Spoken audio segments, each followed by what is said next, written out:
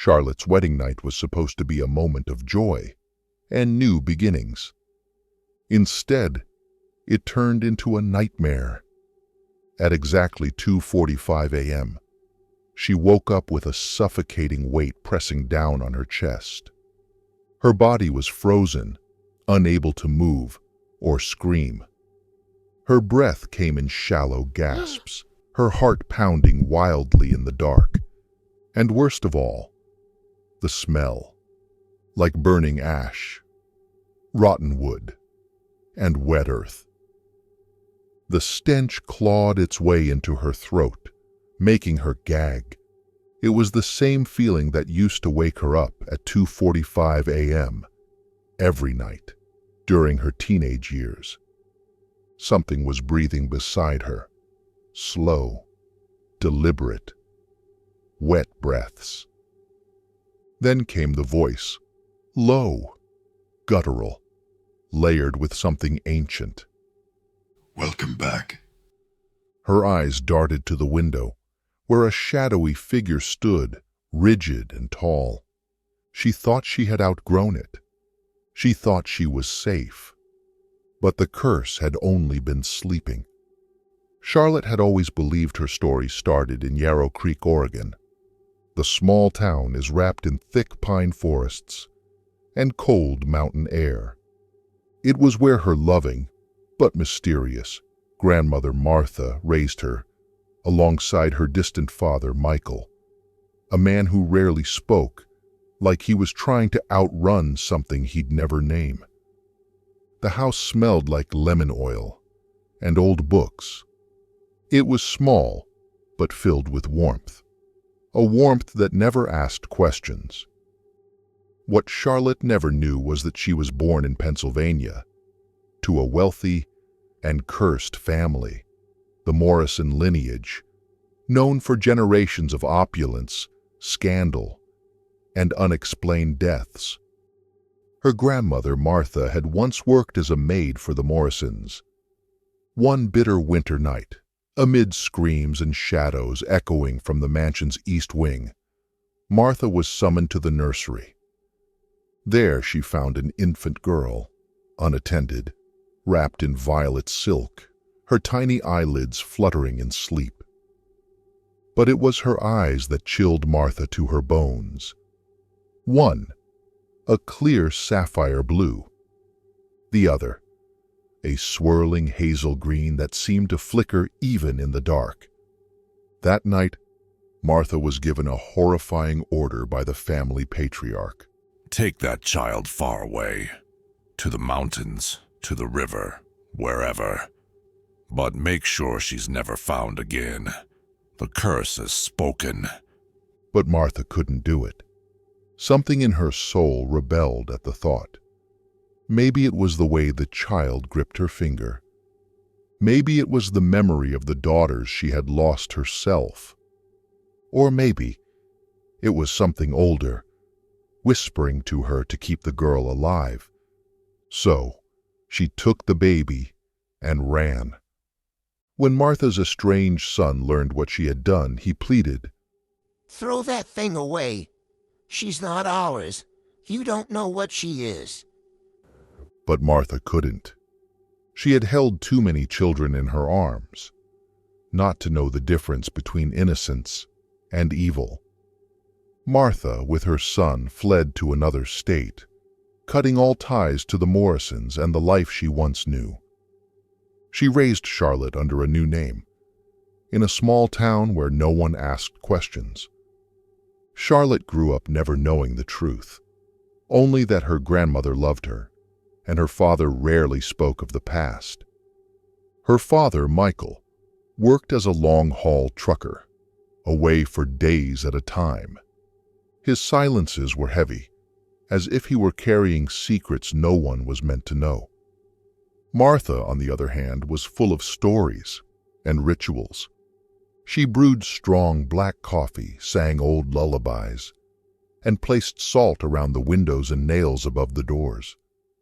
Charlotte thought it was just old superstitions, until the night Martha whispered something she never forgot. "Name's K-Way, child. That's why yours had to change. As a child, Charlotte used to stand in front of the mirror and stare at her mismatched eyes, one a clear sapphire blue, the other a swirling hazel green that looked like it moved on its own. She'd ask Martha why they looked different. Martha would smile, but it never reached her eyes. They're special. She would say. And special things attract attention. Sometimes the wrong kind. Charlotte never understood the meaning behind those words. On the night Charlotte turned 16, a fierce storm tore through Yarrow Creek. Thunder rattled the windows, and lightning flashed like jagged knives. That night Charlotte begged Martha to sleep beside her, the way she had when she was little. Martha climbed into the narrow bed, her scent a mixture of cedarwood and rosewater. She sang a lullaby Charlotte had never heard before, slow, haunting, almost a warning. At exactly 2:45 a.m., the air in the room turned cold. The lights dimmed to a dull glow, without flickering. A glass of water shattered silently on the nightstand. Charlotte's body convulsed violently. Her back arched unnaturally. Her lips moved, trying to form words she did not know. Let me in. Martha grabbed her, whispering prayers in a language long forgotten. Don't let it in. Never let it in. Charlotte fell into a heavy, dreamless sleep. For the next 20 days, Martha was distant, quiet, and changed. Her eyes seemed older, shadowed. On the 21st day, she died peacefully in her sleep, leaving Charlotte with a final whispered warning. The curse has chosen. Every third daughter, she returns. Charlotte didn't understand what that meant. Not then. Long before, in the late 1700s, Eleanor Morrison stood beneath the ancient twisted trees of St. Elsinore's Hill. The land was sacred, a native burial ground now broken and defiled by settlers. Eleanor was a woman both admired and feared for her sharp mind and cold beauty. But beneath her elegance was a desperate heart. She was barren, unable to bear children, with no legacy. She feared she would vanish, like so many before her. So, she made a terrible pact. At midnight, Eleanor called forth a spirit of vision and desire, a shadowy watcher that promised power beyond death. To seal her vow, she gouged her right eye, offering it to shadow, and her left to light. In return, the spirit promised her a dark gift. You will never die, not truly. You will live again and again, through the third daughter of your bloodline. And so, the curse began. Every third daughter born into the Morrison family carried the mark. One eye sapphire blue, the other flickering hazel green, a vessel for Eleanor's restless soul. Some daughters succumbed to madness. Others vanished without a trace. Charlotte's own mother disappeared after her 21st birthday. No one ever knew what became of her. 5 years later, Charlotte's father, Michael, was killed in a storm near a crumbling Gothic mansion in Pennsylvania. The truck he drove slid off a rain-slick mountain road, crashing into a ditch near the forgotten estate. William Ashford was the man who found him, pulled him from the wreckage. He called 911, stayed by Michael's side in the hospital. Charlotte met William during one hospital visit. He was kind, warm, attentive, and steady. Spoke softly, brought flowers, the opposite of her father's distant silence. His calm presence brought her a fragile hope. But on the 21st day after Michael's death, Charlotte noticed something chilling. The first time William's gaze flickered with something dark. His smile. Tight. She thought it was her imagination. A week later, William proposed. Charlotte said yes. After the wedding, William brought her to a remote estate, the same house where her father had crashed. Nestled in the dense Catskill woods, surrounded by tangled trees and thick fog, the house smelled faintly of iron and old candle wax. Charlotte ran her fingers over strange carvings above the heavy oak doors, asking, "Where is your family?" William's smile was thin. "Long gone. 1,000 years gone." That night, standing outside their bedroom, William's voice changed, cold, rehearsed. You should sleep. I have things to prepare. The mirrors in the house seemed to breathe. The portraits smiled with secrets. And at 2:45 a.m., the smell returned. Charlotte awoke, paralyzed again. The rotten scent wrapped around her like a suffocating fog. At the window, William's figure stood unnaturally still, his head turned slowly, too slow for any human. How are you feeling, Charlotte? His voice was hollow, distorted, and ancient. And that's when she knew. He was the same figure from her dreams, the one pressing her chest, the one who has been watching her since she was 16. In the depths of the mansion's library, Charlotte discovered a hidden panel behind a shelf. It slid open, revealing a dusty leather-bound journal dated 1837. The faded ink spelled the name Eleanor Morrison. With trembling hands, Charlotte opened the fragile pages. The first entry was chilling. I gave one eye to shadow, one to light. Let the third daughter be the door. As she read on, Charlotte's heart pounded louder. The diary detailed Eleanor's pact, her agony, and the hope that her legacy will continue. The last entry was a warning. 3 moons after the wedding, the vessel will ripen. Flesh borrowed shall become flesh owned. Charlotte slammed the book shut. In the dusty attic, beneath a heavy cloth, Charlotte found a massive portrait. The woman in the painting had her exact face. The eyes, one sapphire, one swirling hazel, seemed alive. As Charlotte stepped closer, the painted eyes blinked. The lips parted, whispering a haunting phrase. "You're here. At last." The golden frame was etched with the words, "This house binds what hell desires." Charlotte staggered back, heart hammering. Beneath the library was a hidden cellar. The air was thick and sour. There an altar stood, cold stone, stained with old blood. Above it hung a crooked silver crucifix, dulled by time. Charlotte found a crumbling parchment, written by Father Michael Rowe, a priest who once served the Morrison estate. She did not die.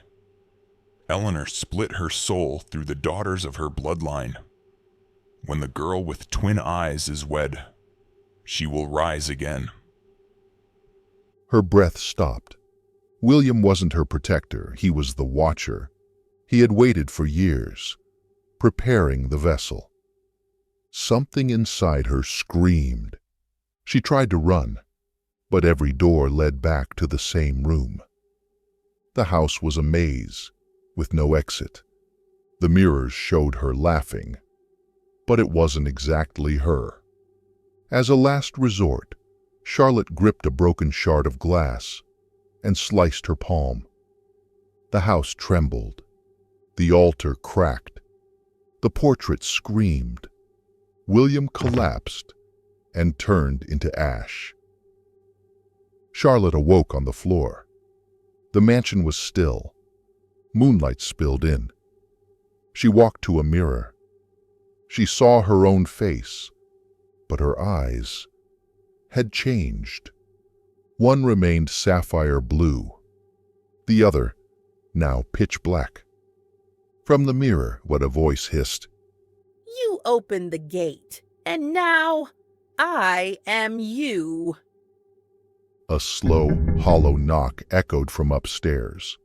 Another watcher had arrived.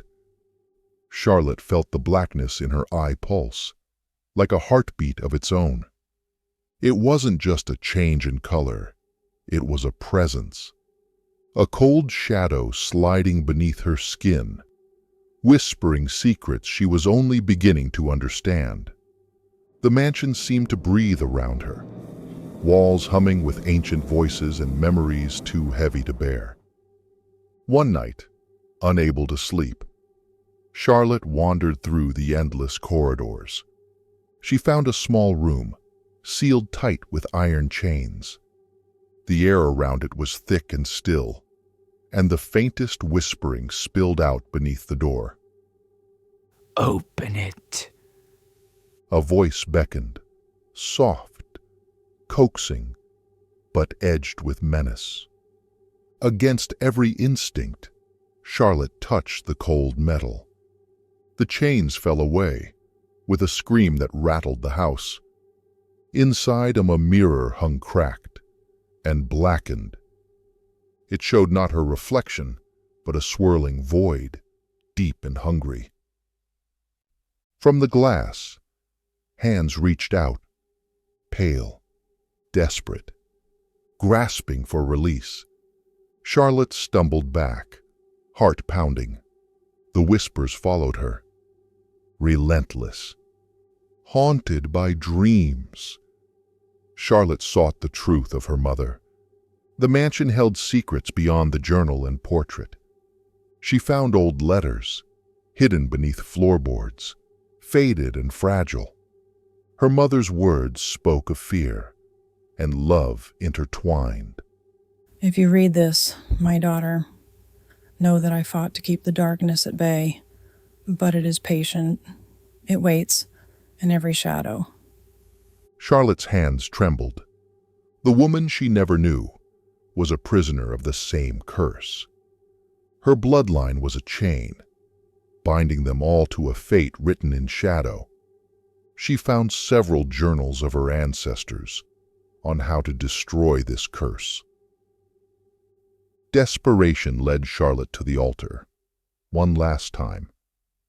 The silver crucifix still burned with faint embers, the scent of ash thick in the air.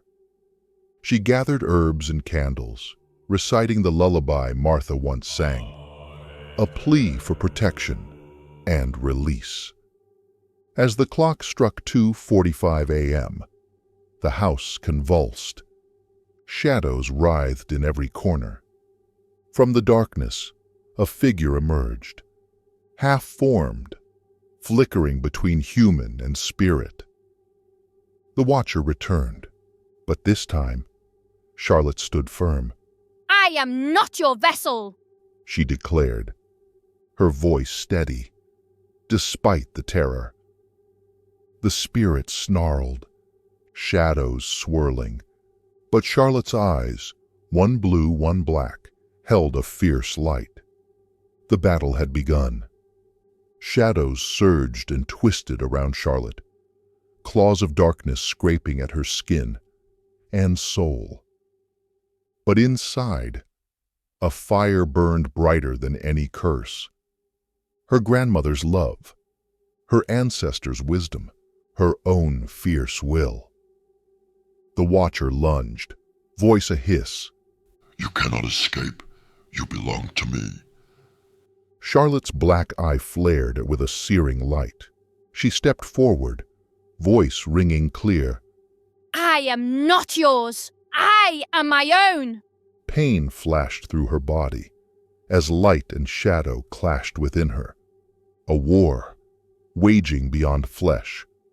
The house groaned, ancient walls trembling with an unknown force. In a moment of fierce clarity, Charlotte realized, the curse could only be broken by choice, not by flight. With trembling hands, she grasped the silver crucifix once more, pressed it deep into her palm, letting the blood flow freely onto the altar. The flames erupted, a brilliant burst, searing shadows into ash. A scream echoed, both Eleanor's rage and relief intertwined. As dawn broke, silence settled over the mansion. Charlotte's reflection now held two clear eyes, both blue, calm, steady. Outside, the fog lifted from the forest, the weight of centuries lifted from Charlotte's shoulders. She knew the curse was not gone, only dormant, waiting for the next vessel. But for now, she was free and stronger. As Charlotte prepared to leave the mansion and a final whisper brushed her ear, "Remember, every third daughter returns." She looked back once, seeing the portrait in the hallway. The eyes gleamed, not with malice, but a strange, mournful sadness. And then, the painting smiled.